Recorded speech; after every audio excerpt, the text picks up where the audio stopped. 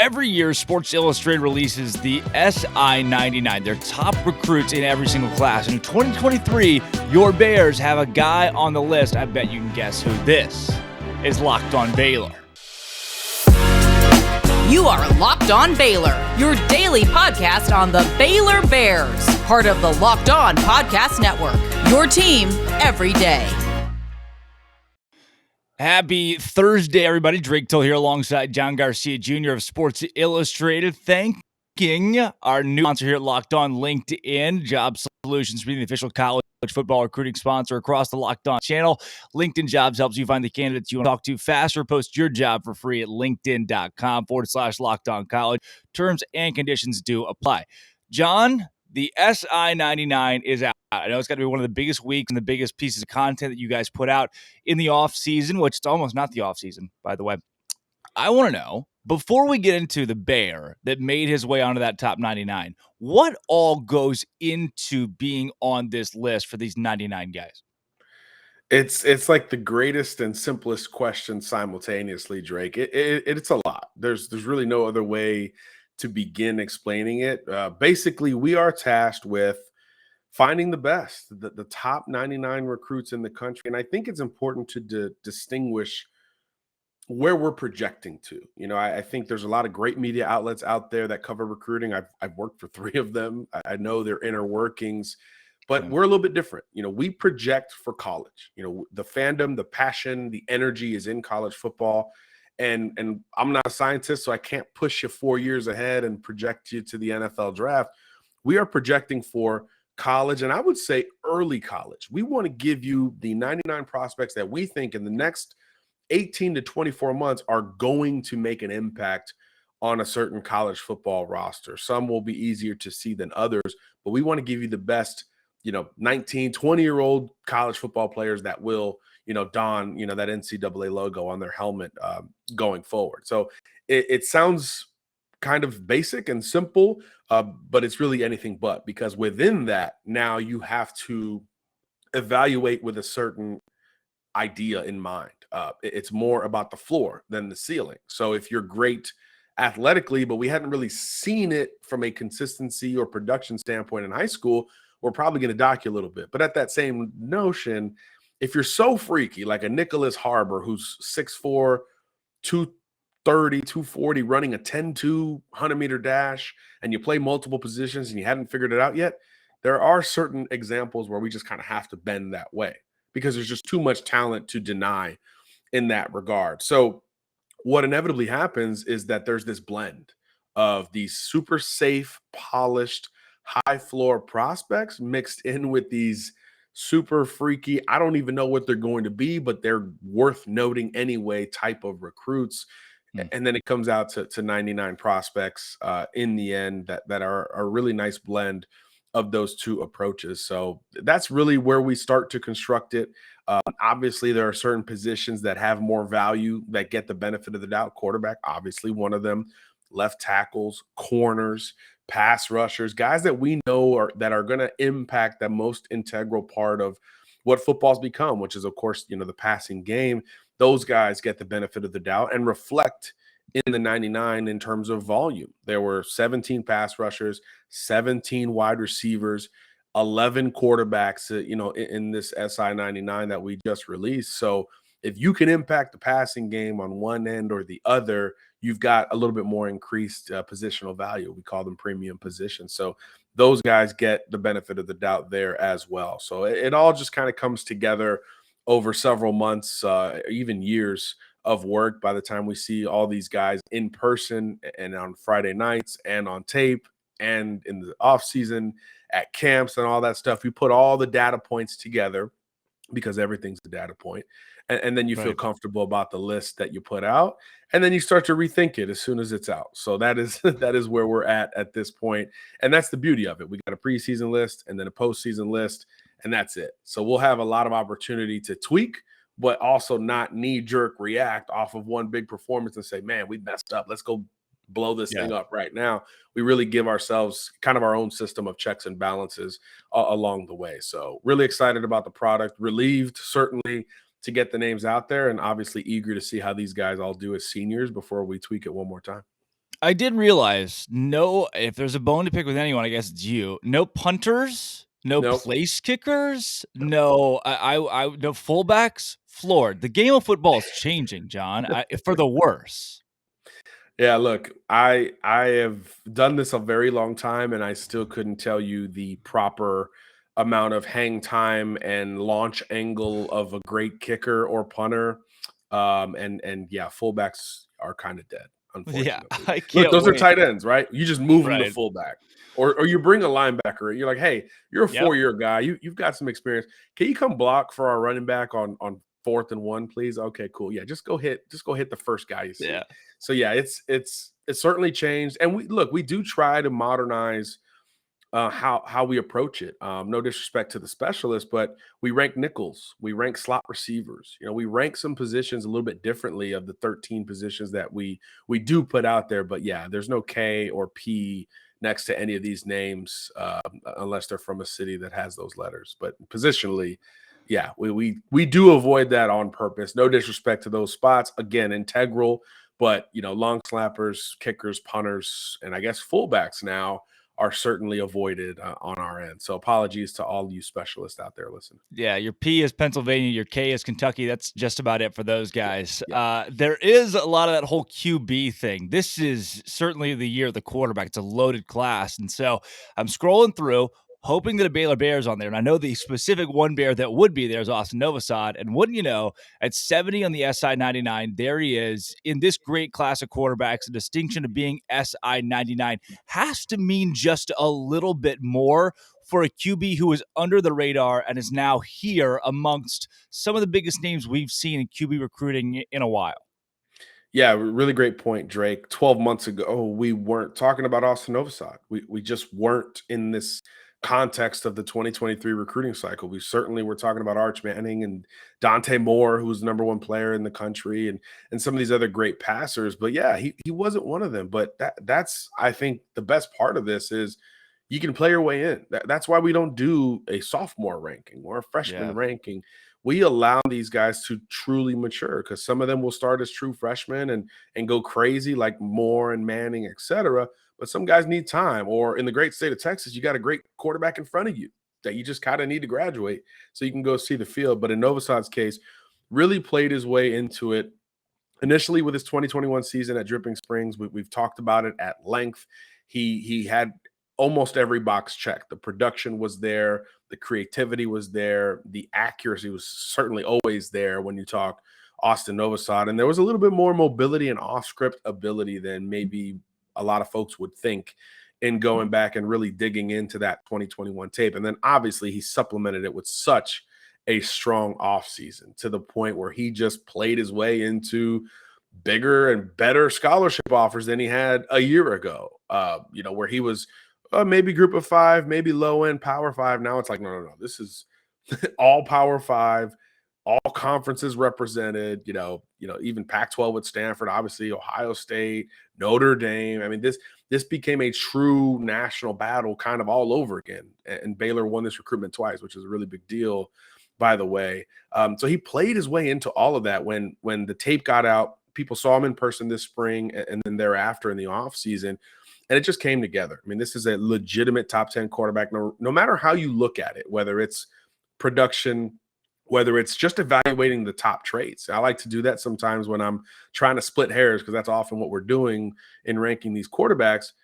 Give me your best trait versus this guy's best trait. And let's start to almost make it a tournament of sorts and go through it in that regard. Give me your last 12 months as the sample and let's run through that. And I think in that regard, I mean, it's Dante Moore and Austin Novosad. There's no other guy who had the run in the last 12 months that these two had. So one comes in at number one and the other's a top 10 quarterback without a flicker of doubt when we started constructing this list back in the spring. It was right after we saw him. I'm just like, man, this guy just like kind of forces his name on you. And then his recruitment did it by itself thereafter. But at every single stop, Novosad proved it. The floor here is incredibly high, and that's really important to our own evaluations. We think he's a safe bet, and we think the fit at Baylor is really important. And I think that's another element that we consider that others, I know that they don't, or they try not to, is Yeah. where the kid is going. So journalistically, how could you ignore a data point, right? If you're building a story, if you're, gathering all your facts, which is what reporting is supposed to be, even though, we can get into a whole tangent on what it's become, how could you not consider where the kid is going to play? This is a huge data point in this type of projection. If a quarterback is going to go play for Lincoln Riley, shouldn't that give him a little bit of a bump? Yeah. If a DB is going to go play for Corey Raymond or Nick Saban, shouldn't that create a little bit of benefit of the doubt? Receiver at Ohio State, there's let's lean on some of these professionals who do this too, and not pretend that we are the best individual scouts in America, though we want to be. Let's not pretend that it's all about us in that regard. It's almost a selfish approach. So everything we gather is a data point, including where the kid is going and the fit. I think if Austin Novosad was committed to Mississippi State in an air raid kind of system, it'd probably dock him down a little bit because that's not essentially his game.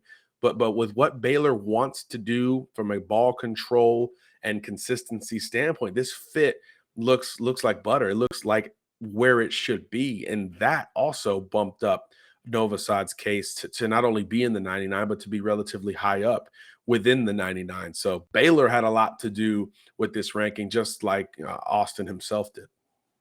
John, I was scrolling through the list, the SI 99 guys, and I saw other Big 12 schools, and it dawned on me Baylor's not the only school that recruits in the Big 12. I think I've had this misconception for the past few months that Baylor's the only college that exists because everyone's so excited about football season. So I kind of want to get a pulse of recruiting across the Big 12. But first, I can kind of tell the folks at home about Built Bar. So Built Bar has these new puffs, and I don't know if you're ready for this. They are indulgent, delicious cookie dough puffs. I promise. Look at this. I've got a full head of hair right here. It didn't used to be this way until I started eating Built Bar. It was patchy. I had a big bald spot. Not anymore. I started eating Built Bar, and specifically the cookie dough chunk puff, and it has this light and fluffy texture. There's no hassle of making any of the ingredients. You just kind of pop the thing open and eat it, and then boom, your hair comes back. They can't promise that, but I am saying my hair came back. Only 160 calories, 15 grams of protein as well, 100% real chocolate, so it's good, it's tasty, it's healthy. Like all the little superlatives and adjectives you can throw in there, they probably apply, the good ones. What's great about Built Bar, too, is they're made with this collagen protein. Didn't think you'd hear that to start your day, but your body absorbs it really well. You eat something that tastes good and it's good for you. It's the cookie dough chunk puff, whether you need a snack for a workout, a perfect protein bar. Go to built.com, use promo code LOCKEDON15. That changed. Locked on 15 to get 15% off your order. Again, go to built.com. Use that promo code locked on 15 to get 15% off of your order at built.com. John, recruiting across the Big 12 is obviously different in 2 years when 4 new teams are in and two teams are gone. And those 2 teams, Oklahoma and Texas, have historically recruited the best out of this league. So I don't want to focus on those guys, but around the rest of the conference. Who are you seeing in 2023 that's making waves and recruiting up there with a team like Baylor, who's almost secured their spot as a top 25 class? Yeah, that's a really great question because we've seen so much fluidity in the Big 12 relative to coaching staffs, styles, and that all, of course, impacts recruiting in its own individual way. I think the early outlook of this 23 class was really about Texas Tech and Joey McGuire, who, your audience knows so very well. They went nuts at the very beginning of this cycle. I think they had the biggest class in the country for like 6 months. And they're still, if not the biggest, with 25 verbal commitments. They're right in that conversation. I think Duke, ironically enough, also has 25 verbal commitments right now. So Texas Tech really hit the ground running with Texas prospects, particularly those in the western part of the state, as you would imagine, relative to Texas Tech's location. They really took chances on recruits that they bought into, from an evaluation standpoint, trusted those evals, which is always important for any singular recruiting program, and landed a lot of these kids very, very early. So much talent, in fact, that they've had their commitment list poached a little bit. Their best recruit was Calvin Simpson Hunt. He was flipped by Ohio State, and he's in the SI 99. That was a guy Tech evaluated early often and landed that looked like he was going to be kind of the banner player for the class until Ohio State got involved. So that's another indicator of a program that does really good and trusts their own individual evaluations. So I think Texas Tech deserves a lot of due there. You mentioned Baylor. Fringe top 25 class, well in there for us at Sports Illustrated, led by Austin Novosad. Great balance to this crew. Had a couple other guys under 99 consideration, by the way. Isaiah Robinson was really on the cusp. It's not the most fluid offensive tackle class like we talk about with quarterbacks where there's just so many guys. There's a lot of varying opinion with the offensive tackles. There were a couple that made the 99 that some of the evaluators I trust were like not even close, and vice versa. Yeah. So that's a position that's become polarizing in this class of 2023. So Isaiah Robinson could absolutely potentially play his way into the 99 come January when we wrap that up. So Baylor, Texas Tech, obviously recruiting well, as my dog is reiterating here. And then we've seen some of the newer coaching staffs kind of switch it up. I think TCU's done a really nice job going out and getting athletes. Obviously, their offense is going to open up much more under Sonny Dykes. So I do think that that's a team to keep an eye on going forward. And maybe the surprise group, I should say, of the Big 12 is K-State. I think they've also suffered some attrition because they identified and evaluated so well that other schools have poached. But even beyond that, they've brought in some banner recruits and had some big wins locally and regionally against some marquee competition, most notably Avery Johnson, a quarterback who's maybe one of the most dangerous dual threats in the class of 23. And again, you talk about fit at that position, and you just know him staying in state for the Wildcats is going to be a thing. He's going to – I don't know what NIL deals all these guys have, but I think Avery Johnson's going to have his fair share once he gets to campus because he's athletic enough to play wide receiver, yet most polished and productive enough to play quarterback in the Power Five. So I do think that Kansas State with him as kind of a catalyst is out recruiting expectations a little bit. So the conference feels different. There's a lot of teams going in different directions. We talked about Baylor's rebrand on recent shows together, Drake, and you have to go all in with that from a recruiting standpoint because it's one thing to sell it or do it, but you got to sell it in between. And those early recruits have to buy in, and then you have to follow it up. So Baylor is doing a really nice job of that. I think TCU and K-State are on the way, and you still get, some consistency from the Iowa States of the world. Love J.J. Cole, top 50 player for us at SI, really, really shined at the Elite 11, despite being the son of a kicker. A son of a legendary kicker and kicking coach, if you will. This is like a 6'5", 6'6" quarterback. So football is funny, but the Big 12 certainly has some marquee prospects and some marquee commitment classes being built. And obviously, there's still at least 4 months to go in this process before early signing day. So we might see some other schools, start to push up from the middle tier of that group. John, seeing Cincinnati, BYU, Houston come into the conference alongside UCF, which of those four teams jumps out to you as dangerous in the recruiting world, meaning day one when they get in this conference, they move straight to Big 12 country and start poaching their own? You could make the case for all four, and that's what's really intriguing about this group. Obviously, from a metropolitan perspective, Houston we're always like, hey, is this a sleeping giant? We've always kind of asked this question from a recruiting standpoint because that Houston metro area, particularly, after 2005 and Hurricane Katrina, where there was such a migration, there's as much talent in that Houston metro as just about any in the country. So if you put the theoretical border around it, you've got a really nice chance to make this Big 12 emergence one that you hit the ground running within. Same kind of deal for UCF, coach that's been there and done that, SEC ties, a very popular portal destination, so a little bit of a different approach with UCF. BYU's as niche and interesting a school as there is from a recruiting perspective. You get this delayed enrollment from these players who they commit and they go on these church missions and they come back as 20-year-old freshmen. And a lot of times they're bigger and badder and that much more ready to contribute. So you get this mature roster that is truly a long-term vision there at BYU. So that is interesting. And then obviously most recently, Cincinnati brings that combination of great football locally, the ability to recruit the region, recruit Big Ten country pretty successfully, even head to head against Penn State and Michigan and some of these schools at times, but also the on field product. Of course, you can now sell. We went to the playoff in the G5.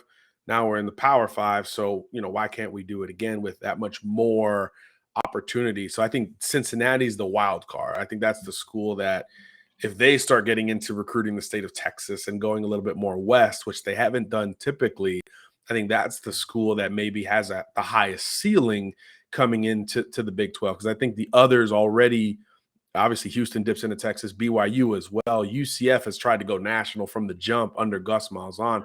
So they've all tried to do it. I don't think Cincinnati has tried to do it intentionally just yet. So that's the one that I think is maybe the biggest wild card or has the highest ceiling among those four that do come to the Big 12. But they're all going to make some moves, particularly in the state of Texas, which I think is going to make it that much more fun and probably more balanced down the line.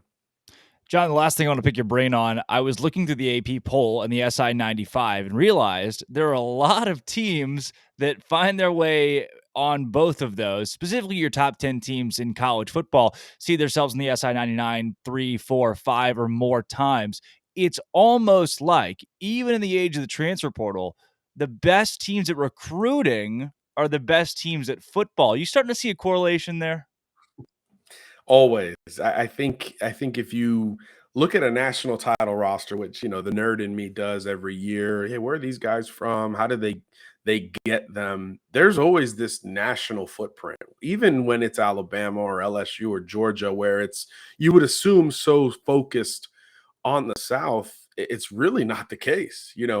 Georgia's best players were from well outside of the Atlanta metro area last year, whether you talk Brock Bowers at tight end, James Cook, the Miami native at running back, some of these great players, Nakobe Dean from Mississippi. How many Mississippi kids go to Georgia? It's not as many as you'd think.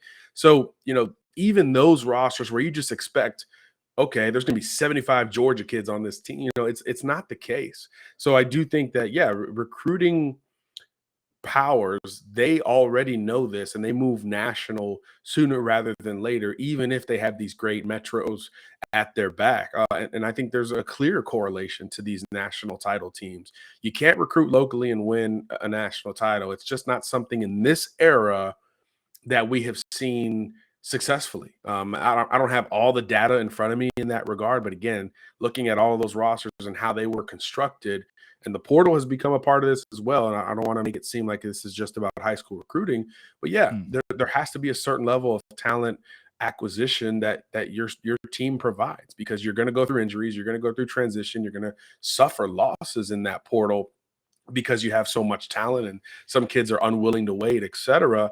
You've got to be able to sort of survive that. And the AP poll and recruiting rankings often reflect that. I think Alabama is number one in both right now. And Georgia's in there pretty up high. Notre Dame's in there pretty up high. It's Clemson. It's kind of the same deal. There's a few outliers. Texas is much higher in recruiting than they are on the field, at least right now. But a lot of people think that this is the year where they start to kind of sync up on both of those fronts. So it's going to be interesting to play out. But look, preseason stuff doesn't hold a lot of weight. I know it creates a lot of content for us, but it doesn't hold a lot of weight. I think there's a ton of studies out there on how bad some of the preseason rankings often are. I think it'll be strong at the top, but thereafter, I do think there's some question marks. Oklahoma State, I think is interesting as a top 12 or so program, that doesn't necessarily bring in that type of talent from a recruiting perspective year in, year out. So there are some teams that are a little bit funky on that list. NC State's got all this hype, and I love Devin Leary, but man, it's a lot. It's a lot. People are like, they're going to dethrone Clemson and all this. It's going to be this new thing. There's a lot of interesting buzz with certain programs, and it's awfully quiet with some others that we're not used to seeing, associated with them. So I do think that's kind of interesting. Like Penn State is like this quiet program, but they return their quarterback, a ton of skill talent, revamped defensive staff where they're always seemingly strong. They've got a preseason All-American at safety. It's like, why are we doing this to Penn State? But yet Michigan's like a consensus top 5, top 10 team. Are you basing that off of last year? They had a lot of attrition as well, lost both coordinators and a ton of their own talent. So it's just interesting how these voters, look at the rankings, and as usual, they'll probably end up looking pretty dumb at the end of the season. But the beauty of it is we get to watch it play out in real time. I love it. Paul Feinbaum, I think, said this week something along the lines of the AP poll doesn't matter in the preseason. It's going to change anyway. And I thought, that's weird. You've been talking a lot about it on your shows here recently. I think that's all of us that are like, the AP poll, who cares? But also, man, it makes for some really good content. And it has, of course, this week. John, thanks so much for coming on as always. The next time we do this, we'll be like 48 hours away from football season. Music to my ears on a Wednesday, brother. Appreciate that. That's huge. So, John, if folks out there want to find you, John Garcia Jr. on Twitter, John Garcia _JR. Sports Illustrated, go to that college tab. He's got all the stuff right there. Check out the SI 99 as well. Look through the Big 12 teams. Check out Baylor at 70 with Austin Novosad. But thank you for listening or watching Locked On Baylor today. Come back tomorrow, and the head coach, the Albany Great Danes, Baylor's first opponent, joins Locked On Baylor.